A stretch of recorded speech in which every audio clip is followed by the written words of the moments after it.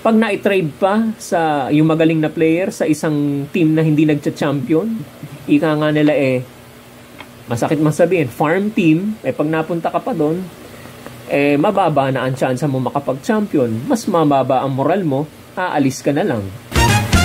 Magandang araw mga katoshis, mga Tokis, mga katoshis. Welcome lang po sa ating panibagong vlog dito sa Talking Toshi Sports. Alright, tapos na po ang FIBA Asia Cup 2025 at itinanghal na kampiyon sa isang napakatindi, napaka-intense na laro, napakagandang laro. Fans were treated with a very very good game,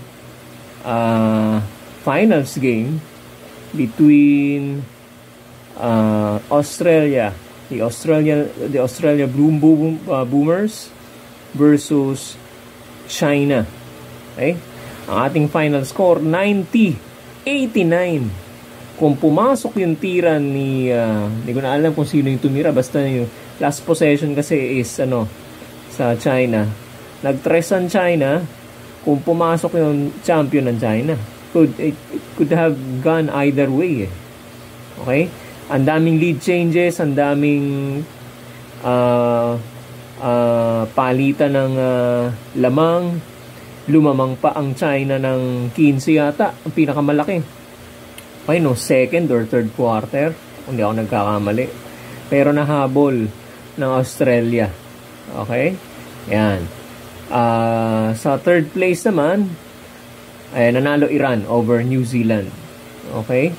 So, yan ang resulta mga kababayan, Okay. Bigyan lang natin ng insight tong mga nangyari dito sa FIBA Asia Cup. Alam niyo, meron tayong matututunan diyan. Okay? Tayong mga manonood, saka yung mga tagapagtaguyod ng Philippine basketball ay may makukuhang leksyon or lesson or two dito sa performance natin ng Gilas, hindi lang ng Gilas, ng buong Asia, mga team sa Asia. Okay? Dito sa katatapos lamang na FIBA Asia Cup 2025. Okay? Kung matatandaan niyo noong 2022 FIBA Asia Cup, Australia versus Lebanon. Okay? Nahirapan din ang Australia, Although talagang sila, powerhouse team, heavily favored sila na manalo. Okay? Na palaging nasa championship round. Okay? Pero tingnan na naman ang lamang. 75-73 ang final score doon against Lebanon, 2 points lang. Okay? At ngayong 2025, okay? 1 point lang ang lamang nila over China. At pahirapan pa. Hindi pa sila yung talagang most of the time or majority of the ball game hindi pa sila yung lamang. Lamang pa ang China. Okay? Paano-ano lang. Up and down lang. Push and pull lang ang nangyayari dun sa laro. So, hindi sila yung dominante talaga. So, talaga nahirapan itong Boomers dito sa laro nila versus China.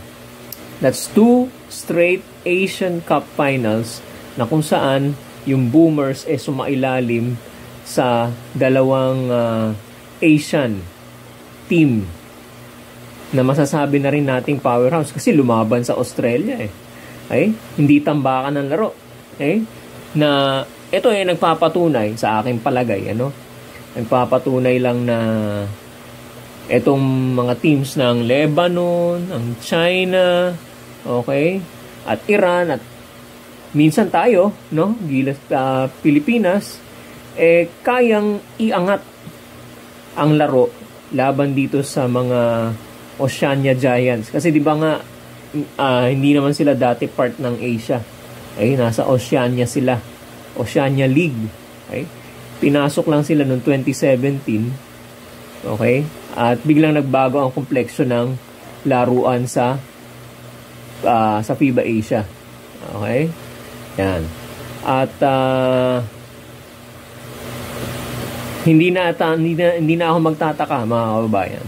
Sa mga susunod na mga taon, ang Pilipinas, sama na natin ang sarili natin, ang Japan, Korea, Chinese Taipei, Jordan, etc. etc. Tingnan yung mga nabanggit ko mga teams. Pumapantay sa mga sa mga powerhouse teams, no? Ayan, katulad na nga ng Australia at New Zealand. New Zealand tambak ng medyo lumamang nung sa third place. Nila mga ng Iran. Oh, tingnan niyo yan. Iran, akala natin malakas ang New Zealand, meron ding weakness yan, mga kababayan. Okay? It's just a matter of pinpointing kung saan ang weakness ng isang team, no? O tingnan niyo Japan dati.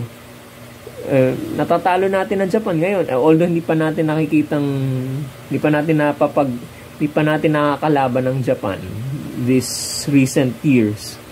Pero kung maglaro, very scientific, Okay? Ang Chinese Taipei nakakagulat. Okay? 2-1 sa kanilang group standings, And you have also Jordan. Okay? Ang Lebanon, no? Ang Australia, nando pa rin sa taas, pero hindi magiging ganun kadali ang kanilang journey dito sa FIBA Asia sa mga susunod na pang mga taon. Okay? Yan ang sinasabi natin dahil maraming adversaries, maraming mga Asian teams na nag-step up na. Okay? At least hindi pwedeng sabihin ng Australia at ng New Zealand na pipitsugin yung mga tumalo sa kanila. Hindi. No? Malalakas yan. Nag-step up, ibig sabihin, nag-improve. Okay? Ayan. Tingnan nyo naman. Yung China yata, bali-balita ako yung China, yung naglaro kagabi, Team B lang yun. Ano pa kaya kung kalaban ng Australia, Team A na China? Okay?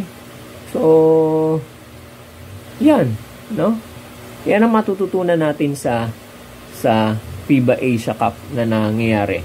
Okay? Anong significance ito sa Philippine basketball? Specifically dito sa PBA. Okay? Ang PBA ngayon, sabi ko nga, ang nabanggit ko sa inyo noon, kailangan mag-step up din. Bakit? Dinidispatch natin itong mga players ng PBA, no? Pinapahiram natin, no, para maglaro sa Philippine team. Okay? Let's take for example, Junmar Fajardo and Calvin Oftana. Okay. Sila nagdodomina, sabihin na natin nagdodomina sa scoring sa PBA. Junmar Fajardo, 8-time MVP sa PBA. Galing siya, no doubt. Calvin Oftana, a streak shooter sa TNT Tropang Giga. Okay? Magaling din. Okay? Nagte-30 ang scoring. Pero tingnan nyo sa pagdating sa international, they are struggling. Okay? Okay? Bakit? Wala kasi masyadong international exposure. Tingnan nyo sila. Ito, opinion ko lang po ito, no? Dwight Ramos, Kai Soto, AJ Edu, Carl Tamayo, yung mga nagsipaglaro sa mga Asian leagues, no? Tingnan nyo ang kanilang discipline, ang kanilang laruan. Kaya makipagsabayan kahit papano sa mga Asian teams na nakakalaban natin sa FIBA Asia. Tingnan nyo lang ang difference, mga kababayan. Okay? So, yun ang isa sa mga napapansin natin dyan. Okay? As compared do sa mga ang nakakalaro lang ang nakakalaban lang ay local players nandito. Local versus local. Kung local versus local, wala nang duda yan. Talagang magaling ka. Pero pagka nakalaban mo na, mas matangkad sa'yo, mas maliksi sa'yo, dahil ibang lahi na. Ibang usapan na yun, kaya nga, pwede sigurong mag-recommend sa PBA if they will allow, no? Na magdalawang imports. Dalawang imports sa isang laro, no? Pwedeng siguro isang Asian, isang European, or parehong European, parehong Asian. Baga mayroong conglomeration of basketball knowledge and basketball knowledge saka expertise. Okay? Yan, para may matutunan tayo sa kanila. Pag nakalaban natin sila, makikita nung coaching staff, ganun pala ang laro ng ganito, ganyan. Hindi lang player, hindi lang import. Maglagay din sila palagi, kailangan siguro palaging merong guest team, foreign guest team. Okay? Yan. Para makamatch tayo doon sa level ng laruan ng sa level natin, yung level ng laro natin sa international. Okay? Kaya ma-expose to mga local players natin sa mga foreign players, Okay? Para hindi nagugulat. Ay hindi kailangan malaki ang adjustment pagdating kasi doon hindi nakakalaban ng foreign players. Doon pala mag-a-adjust mismo sa laro, sa game mismo ng international. Sa FIBA lang mag-adjust. Okay? Pero kung samantalang dinedevelop nyo na yan sa local level pa lang nito, dito sa PBA, nakakasalamuha na ng mga foreign players.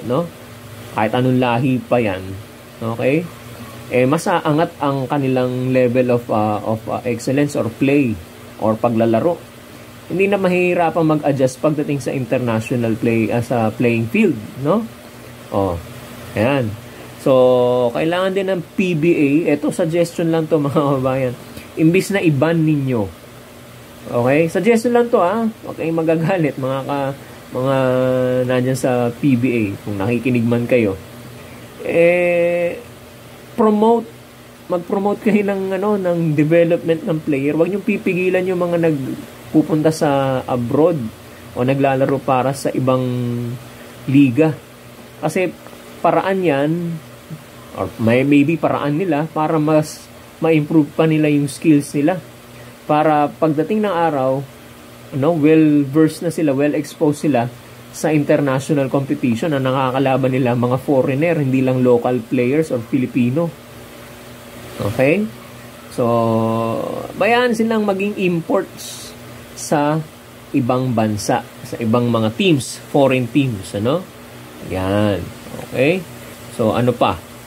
Sinulat ko to Ayan. Yun lang.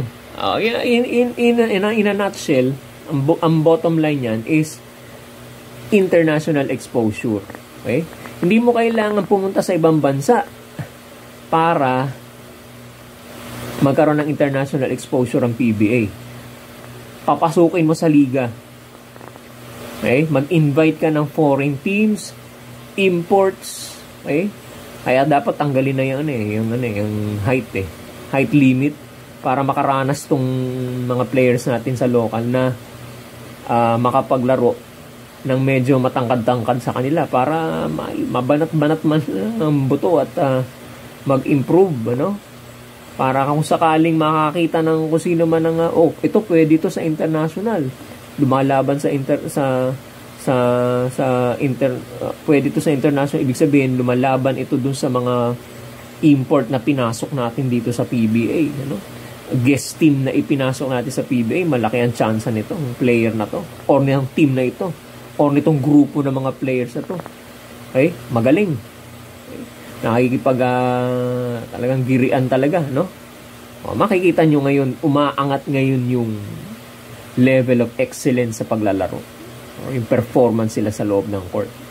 Okay?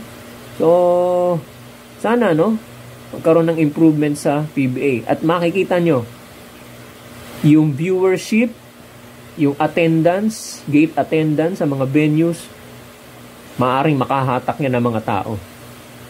Okay? Magkakaroon na ng interest ng mga tao dyan. Baka magkaroon pa ng sold out games. Okay?